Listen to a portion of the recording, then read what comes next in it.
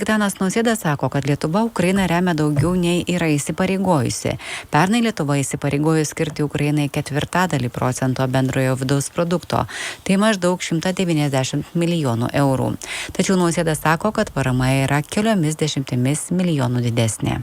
Labai svarbu toliau remti Ukrainą ir šiuo požiūriu yra du labai svarbus klausimai. Tai Ukrainos NATO perspektyvos klausimas ir parama Ukrainai. Net nebejoju, kad mūsų regiono valstybės toliau pozityviai žvelgs į Ukrainos narystės klausimą ir yra pasirengusios daryti viską, kad ta narystė taptų realistiškesnė. Kitas klausimas. Lietuva yra įsipareigojusi skirti Ukrainos paramai 0,25% bendro vidaus produkto, tačiau realiai mes šį lygį netgi padidinome ir jis sudaro beveik 0,3% bendrojo vidaus produkto kiekvienais metais.